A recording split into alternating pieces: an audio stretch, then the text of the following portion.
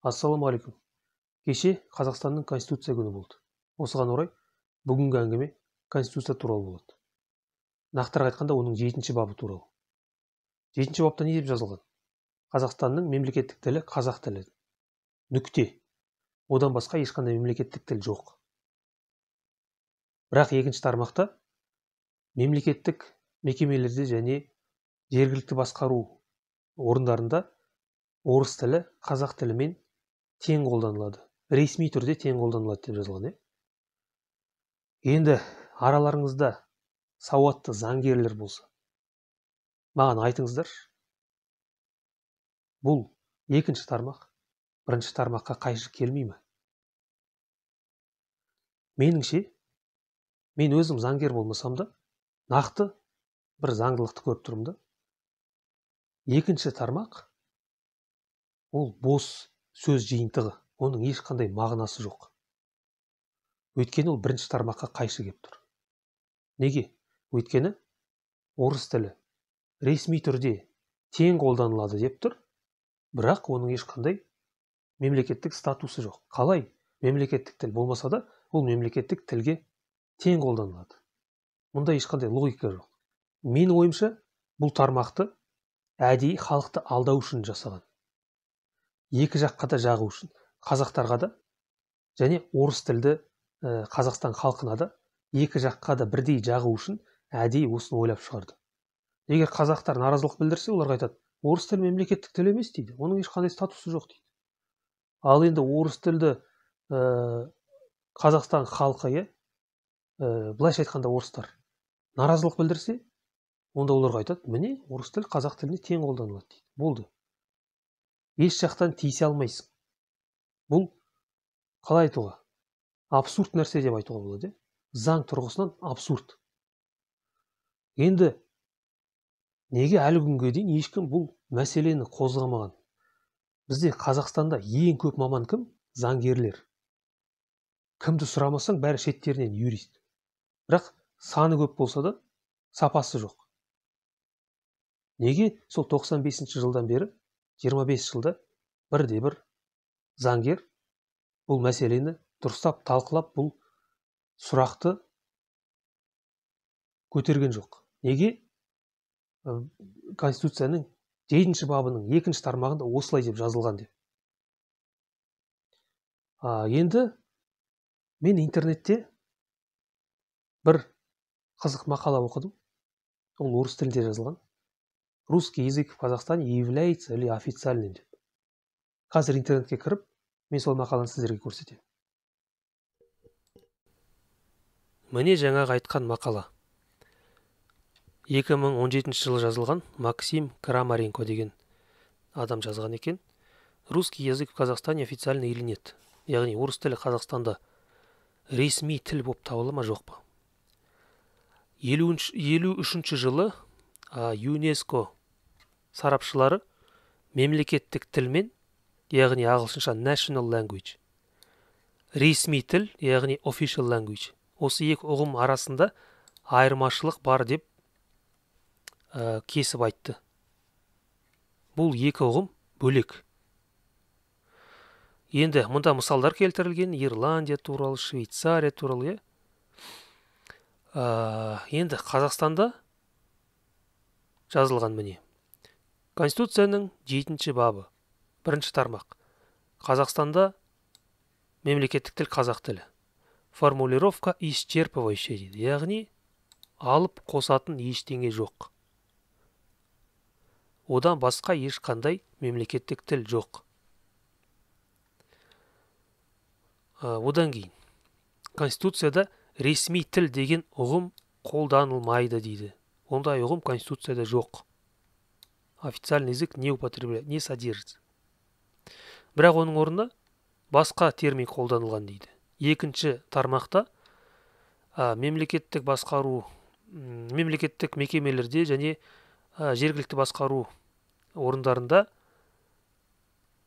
орыс тілі ресми түрде қазақ тіліне тең қолданылады деп жазылған. Енді осыны түсіну үшін 97 жылы шыққан Конституция кеңесінің қаулысын қарау керек дейді. бірақ онда ештеңе дұрыс түсіндірмеген дейді. Қазақ тілі мен орыс тілі бірдей дәрежеде қолданылады дейді. Ешқандай жағдайға тәуелсіз. Ештеңе түсіндірілмеген. Бірақ 10 жылдан кейін 2007 жылы тағы да бір қаулы шықты.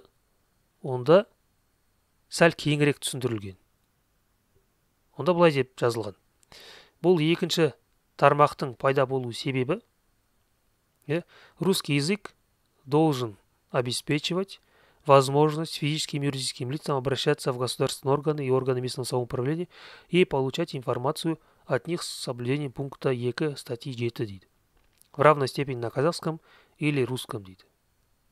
Вне языка, на котором, вне зависимости от языка, на котором ведется делопроизводство. Ары қарай. Нет и речи, что русский язык является официальным дейді. Согласно терминологии, выработанной ЮНЕСКО. Яғни ЮНЕСКОның терминологиясына сай, орыс тілі ресми тіл болып табылмайды. Ол туралы ештеңе жазылмаған. Сонда бұл екінші тармақтың басты мақсаты тек біреу ғана.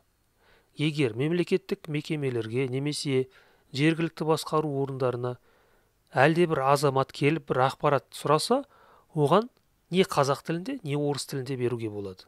Болды, тек осы мақсатта ғана бұл екінші тармақ жасалған. Яғни бұнда ешқандай орыс тілінде білім беру керек, жаңағы орта білім орыс тілінде болу керек, бұқар ақпарат құралдары орыс тілінде болу керек, дүкендегі баға көрсеткіштері, мысалы, орыс тілінде болу керек, жарнама орыс тілінде болу керек деген ештеңе айтылмаған, ештеңе жазылмаған ол туралы. Яғни, қазір біздің қолданыста жүрген орыс тілі, оның артында ешқандай заң жоқ. Ары қарай.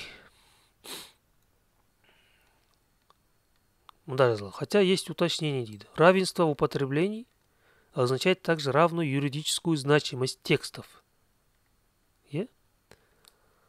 Одан кейін. Конституционный совет не хочет употреблять термин официальный язык дейді. И не дает трактовки, что русский язык наравне с государственным является основным языком законотворчества, потому что он таковым не является, деп сұрақ қойып тұр да. Демек, орыс тілі заң қабылдау тілі емес. Ол туралы ештеңе жазылмаған. Яғни, заңдарды орыс тілінде жазу дұрыс емес. Заңдар тек қазақ тілінде жазылу керек. Одан кейін парламент дейді. Парламентке осы 7-ші баптың 2-ші тармағы жүрмейді. Өйткені парламент мемлекеттік мекеме емес, және жергілікті басқару орны емес дейді. Міне, парламент не является органом местного самоуправления, и его нельзя назвать государственной организацией. Сонда дейді, парламенттегі орыс тілінің қолданысы дейді, является доброй волей казахоязычных депутатов. Яғни, парламенттегі әлде бір қазақ тілді депутат орыс тілін қолданса дейді, ол таза оның өз еркі дейді, өз еркінен істеп отыр. Яғни, сондай бір орыс тіліне деген махаббатының көрсеткіші дейді. Орыс тіліне деген альтруистік көзқарасының көрсеткіші. Яғни, ол ешқандай заңға жүгініп отырған жоқ.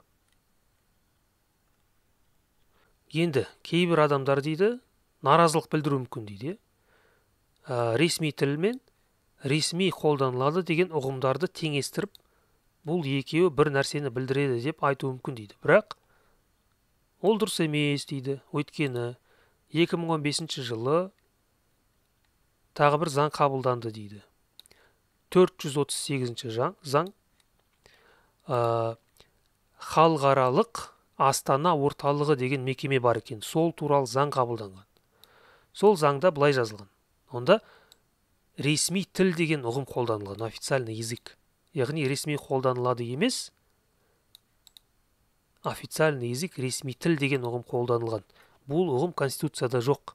Ал мына заңда бар екен. Сонда бұл заңда жазылған дейді. Ағылшын тілі жаңағы мекемеде ресми тіл болып табылады деп жазылған. Тек осы мекеменің ішінде. Яғни міне, осы халықаралық Астана орталығының негізгі тергеу, заң қабылдау, басқару тілі ағылшын тілі болып саналады деп жазылған. Русский мир дейді. Бір қызығы, Сонда орыстардың өздері осындай мақала жазып отыр.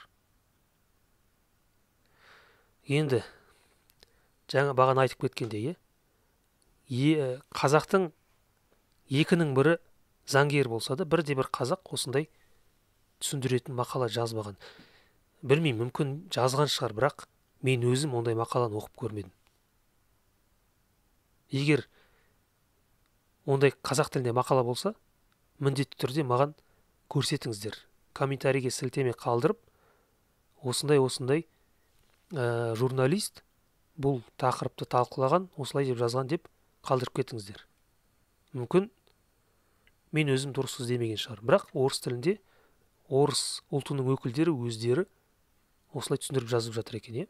Яғни олар өздері орыс тілінің ресми тіл емес екенін мойындап отыр. Мұнда бәрі нақты жазылған. Енді мынандай қызық бар. Естеріңізде болса, осыдан бірнеше ай бұрын Аве Адикус деген блогер бір видео шығарды. Сонда ол Google'дан Қазақстанның ресми тілі қандай деп сұраған кезде, Google оған қазақ тілі мен орыс тілін көрсетті. Ағылшын тілінде іздегенде де дәл сондай нәтиже шығады. Міне, іздеп көрейік қазір. Міне, Official Languages of Kazakhstan. Kazakh, Russian. Яғни қазақ тілі мен орыс тілі ресми деп жазылған. Енді бір қызық нәрсені айтайын. Неге Google осындай нәтиже көрсетеді? Мен жақында Google'да істейтін бір қызметкердің сұхбатын тыңдадым. Сонда ол былай деді. Мынау нәтижелер дейді, Google бірінші бетте ашып көрсететін нәтижелер. Міне, мынау сияқты people also ask деген мына жақта шығып отыр. Міне. Осының бәрі бұл ақпарат қайдан алынады дейді. Google бұл ақпаратты Википедиядан алады дейді. Яғни мынау ақпарат қазақ тілі мен орыс тілі ресми деген Википедиядан алынған дегенді білдіреді. Енді Википедияны ашып қараймыз. Ағылшынша ашып қарадық. Міне қараңыздар. Қазақстанның ресми тілдері қазақ тілі және орыс тілі. Яғни қазақ тілі мемлекеттік тіл, орыс тілі ресми тіл деп жазылған. Енді тағы бір қызықты айтайын. Бағанағы мақалада, мына мақалада жазылған 53 жылы ЮНЕСКО мемлекеттік тіл мен ресми тілдің арасында айырмашылық бар деп жазды дейді, деп айтты дейді. Енді қараңыздар.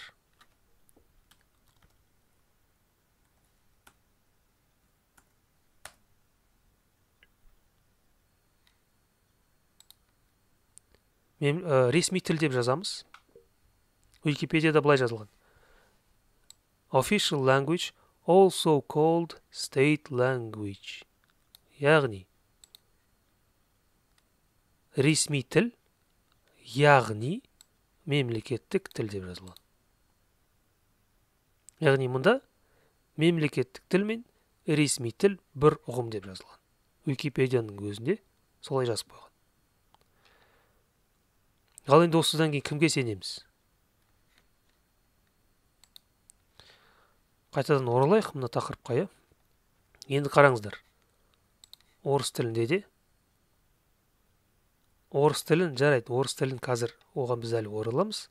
Өйткені мұнда бір қызық нәрсе бар. Енді қараңыздар. Неге мұнда орыс тілі ресми деп жазылған?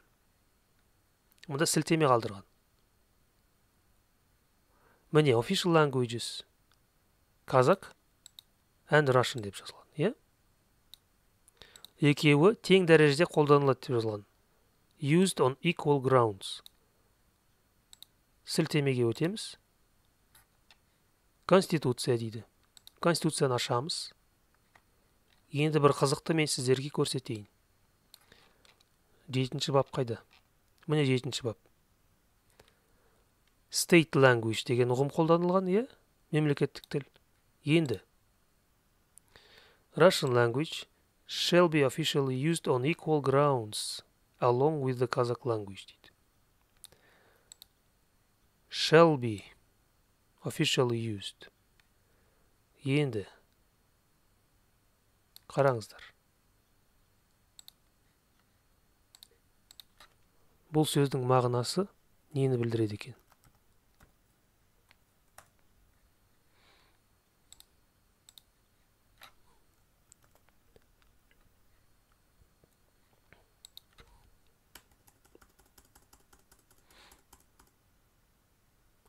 Должен быть.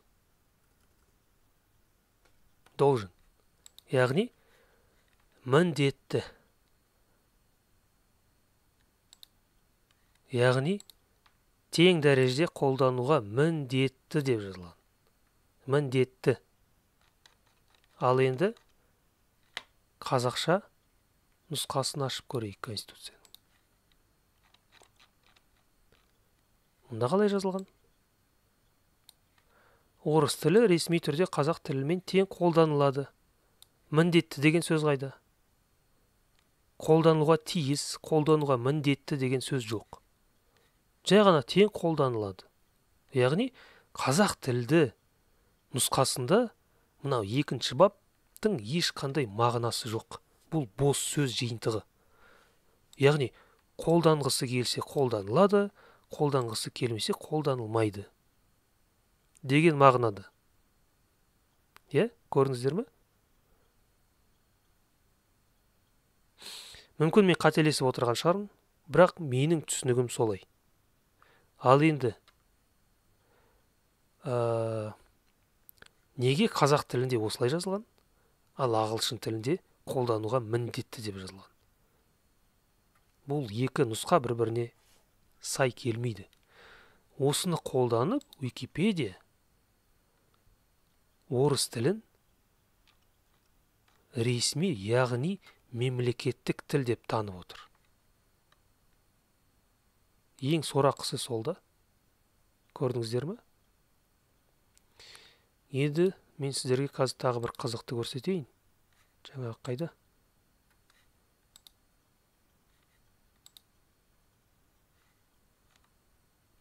Мынау, е? Енді қараңыздар. Бұның орысшасын ашамыз. Орысшасында орыс тілі ресми тілге жатпайды екен. Мұнда официальный казахский деп тұр, государственный, русский язык меньшинств. Неге екенін білесіздер ме? Өйткені мен солай өзгертіп қойдым. Енді қараңыздар. Текущая страница не проверялась опытными участниками, может отличаться от версии 2018 жылы жазылған нұсқасынан айырмашылық болуы мүмкін дейді. Ал оның алдындағы нұсқасы былай болған. Официальный казахский, государственный, русский официально используется. Көрдіңіздер ме? Ал жаңағыны қазіргі нұсқасы мұнда орыс тілін мен языки меньшинств деп әдейі өзгертіп қойдым. Оны мен жасадым. Енді осының қаншалықты ұзаққа баратынын білмеймін. Мен ойлаймын, осыны жақын арада біреу қайтадан түзетіп, қайтадан орыс тілін ресми тілге тығып қояды деп ойлаймын өзім. Өйткені ағылшын тілді нұсқасын бір күннің ішінде қайтадан өзгертті. Мен мұнаны да өзгерттім. Қазір мен сіздерге көрсетем. Қайда еді сол?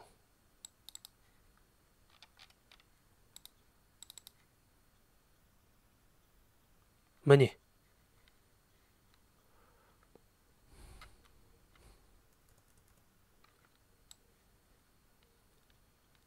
мынау мен өзгерткен нұсқасы official Kazakh language, енді minority Russian. Мен орыс тілін minorityге кіргізіп қойдым. Осыны мен 25 тамыз күні жасадым. Бірақ ертеңінде ақ 26 тамыз күні оны қайтадан біреу бұрынғы қалпына келтірді. Сонда мен мына жақта мына мәтінге де сәл өзгерістер енгіздім. Мен мұнда жаздым. Орыс тілі кеңес одағынан қалған әдет ретінде ғана кең қолданылады деп жаздым. Және Конституцияның ағылшын тілді нұсқасы мен қазақ тілді нұсқасында айырмашылық бар деп жаздым. Оған сілтеме қалдырдым. Яғни ағылшын тілінде shall be used, бірақ қазақша үйтіп емес деп түсіндіріп жаздым. Бірақ ертеңінде ақ менің өзгерістерімді қайтадан біреу жоққа шығарып, оны бұрынғы қалпына келтірді. Міне осындай бір жағынан күлкің келеді, бір жағынан жылағың келеді.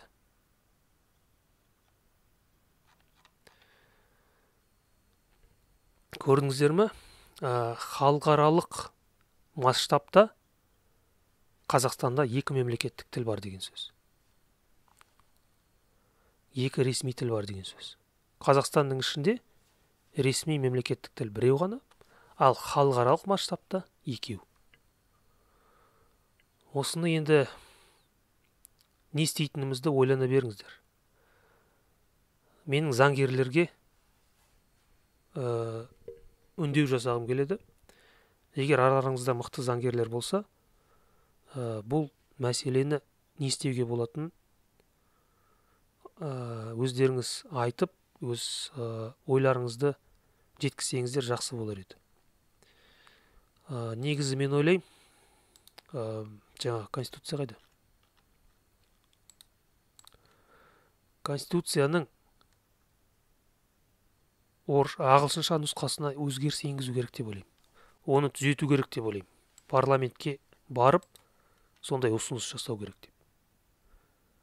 Бұл енді біздің қолымыздан келетін ең кішкентай нәрсе. Негізінен әрине орыс тілін мүлдем алып тастау керек.